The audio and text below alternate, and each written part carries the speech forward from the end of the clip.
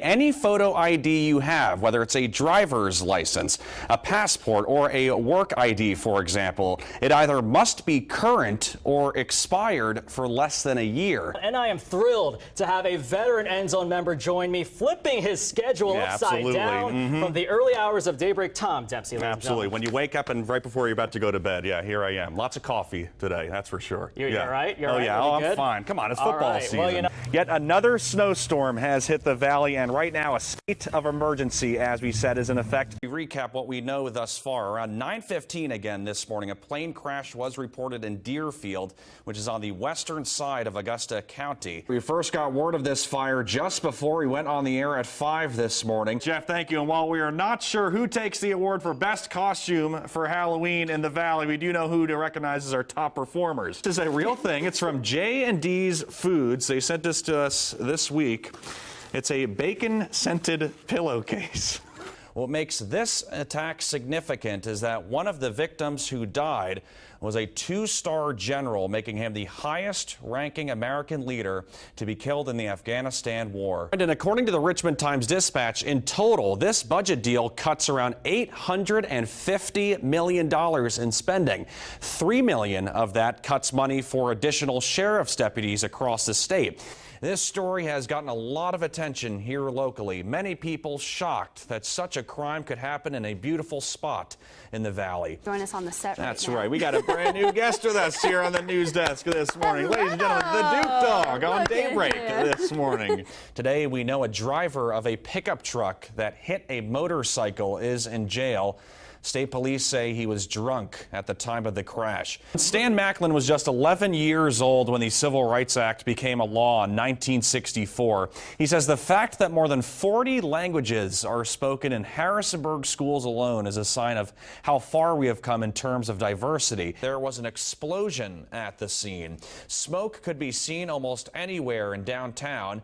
Vine Street was shut down for hours because of this, and right now we're learning more details as to what exactly happened. Brendan, this is the mugshot of Horowitz when he was booked back in jail in May. This DUI charge stems from when he was pulled over in Broadway after driving more than 15 miles an hour over the speed limit. This is crazy, this stuff that's happening with this hack. I mean, we had it earlier, too. Jennifer Lawrence, some information about how much she was paid for the films. Yeah. It seems like it just cue the balloons and the birthday cake. Time to celebrate some birthdays this morning here on Daybreak, my favorite part of the show. Man, I like this picture. We get a lot of good ones in for this segment, but this one's pretty good right here. We have Alyssa Mongold celebrating her birthday this morning. We also have some anniversaries, of course, to celebrate this morning. We have Donald and Karen Wilkins. I like this picture right here. Both smiling. They are celebrating 2 years together today. Happy anniversary to them. Welcome back to the news at noon. It is Taste of the Valley Tuesday here today, and we're joined by Troy Lucas from the Lucas Roasting Company here in the Valley.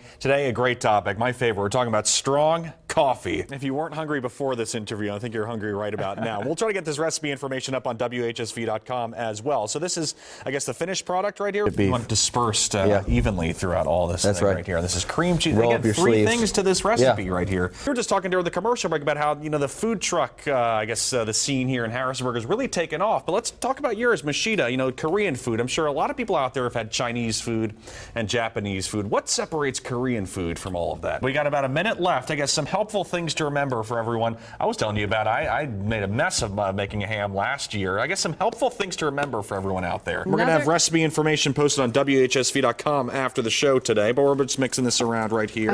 Look at that, the finished product. We're not finished just yet. Not yet. We're going to sprinkle with some sugar for some texture and a little bit of gotta have, what is that, cinnamon right there? Cinnamon. You gotta have cinnamon on a fall flavored dessert right there. Boy, does that look good. And today we're getting a taste of the fall. You and I were talking about it. The Valley, absolutely beautiful this time of year in the fall. And today we're talking about floral arrangements to give you some ideas of how you can decorate your home this time of year. It is Medical Monday here today, and we're joined by Dr. Saeed Asfa, who's a plastic surgeon here in our area today. We were talking during the commercial break, some holiday parties and events coming up soon. And today we are talking about, in the, plastic surgery world, some quick fixes that people can get this time of year to look younger. But before we get to that study, some interesting stats that I want our viewers to think about. 1 in 3 people in this country has pre-diabetes, and 90% of those people, the 1 out of 3, don't even know that they have pre-diabetes. Today we are talking about the holiday blues, and before we get into that, before we talk about ways that our viewers can prevent that from happening and planning ahead for it, let's talk about those holiday blues. What exactly do we mean by that? Dr. Kathy Slusher, who's a local OBGYN. This interview today for the expectant mothers out there this time of year, we're talking about ultrasounds. So I guess what can women out there who are expecting a baby, what can they expect with the technology of ultrasounds nowadays? Welcome back to the news at noon. It is Wednesday, which means it's Pet of the Week time here on our show right now. We're joined by Matt Chan from Cat's Cradle here in downtown Harrisonburg. As always, not our only special guest here today. We have Steele looking for a home this afternoon. This is the Pet of the Week that we have right here. Look at this dog. I mean, is this not a dream come true for a pet? Got a good shot of that right here. Look at her right there. Rebecca, I'll be honest, I was having a tough time saying this this pet's name right here. What's this cat's name? Abednego. A Bendigo. A Bendigo. Okay, girl or boy? It's a girl. A girl, okay. If anyone's out there looking for another sort of pet, not necessarily a dog or cat, you guys have a deal right now. Sometimes we do. Make sure to call that number. Canada looking for a home this afternoon. We got about 30 seconds left, but not just Canada we're talking about here today for this interview. I want to talk about an event happening with Cat's Cradle. We have a reindeer here today. Santa's very own. A special reindeer we have here. This Look is at Jolene. her. Look, she's adorable. Well, Brendan, I was at that graduate ceremony that kicked off at 10 at the Convocation Center. Normally from our station that would take you about 10 minutes to get there, but today because of all the traffic it took me closer to 45 minutes. Gloria and John, this site says it all. This is an intersection here in Stanley that has been taken over by water because of all the flooding. Debris is up and down this road. Brendan, it might seem obvious this time of year that more people are slipping on their sidewalks or in their driveways, their icy driveways like the one you see right here. Just because of someone throwing a cigarette in this stuff, there was hundreds of thousands of dollars in damages. Brendan, this camera that you see me holding right here is one of the cameras that was used by a Japanese photographer to document the Pearl Harbor bombings in the 1940s. Brendan, before Old Crow Medicine Show got to the point where they could play in front of thousands of people, like will be the case tonight at the Rockingham County Fair, two of the members actually got their start at this little restaurant that you see behind me here. This is one of the pieces of paper that people can fill out here at the Department of Social Services to apply for the Cooling Assistance Program here in Virginia. Brendan, the current City Hall building is obviously the one you see in the background over here in downtown Harrisonburg. The new municipal building will actually be built in this parking lot that you see over my shoulder right now. Garber also added that there will be a demand for other chicken parts, like chicken feet, for example, in China, more so than here in America, which he says they'll actually be able to sell those things for a higher price as a result. It's week 2 of boxing training for me. In 6 days, I'll be stepping into the ring for a live 3-minute round on Daybreak. Those 3 minutes are what my trainer Art is focusing on this week. 3-minute round is extremely tough. If you're just starting out, get apprehensive, tend to hold your breath, you don't breathe properly. Art says endurance will be key for this session. There is nothing easy about 1 round of boxing. 3-minute round is a long, long time. You're going to find out shortly. And after that, you say, yeah, I guess Art was ready. To get started this week, Art has me shadow box with small weights for 3 minutes. It's only a warm-up, but by the end of it, I'm already sweating. We don't even have gloves on right now. That was pretty tough. Time to take things up a notch. It's time for punching drills. 5 rounds, each one lasting around 2 minutes. The longer it goes, the more tired I get.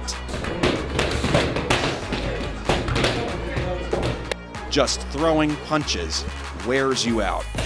I have a break right now while everyone else fights. This is tough. All I want right now is like a bat full of ice cold Gatorade. That sounds like heaven right now. 1 more round, and I am through. Next up is the heavy bag drill. 3 straight minutes of punching. The weight of the bag is supposed to simulate what it would feel like hitting a real person. All this mixed in with some sit-ups. This is one of the toughest drills yet for me. What makes it worse is when Art calls for a second round. Work. Another 3 minutes of straight punching. When Art calls the round, I am spent. Okay, guys, take a break. Take a break is one of the most beautiful words you can hear. Oh. I am almost at the end, but first, Art makes me do medicine ball drills. Catching. Throwing. Tossing it as high as I can. And throwing it while doing sit-ups. Then it's on to regular push-ups and sit-ups. Plus Superman stretches, but I make it to the end. Week 2 of boxing training is complete. 1 week.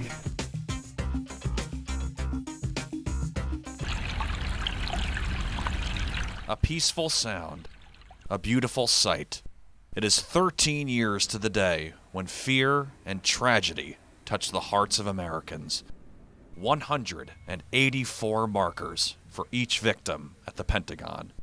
The number could be higher if it wasn't for people like Lieutenant Medeiros. I will always remember 9/11. I was here that day. I was here for 2 weeks straight after that, still trying to pick up the mess that occurred. Well, I'll never forget that day for the rest of my life.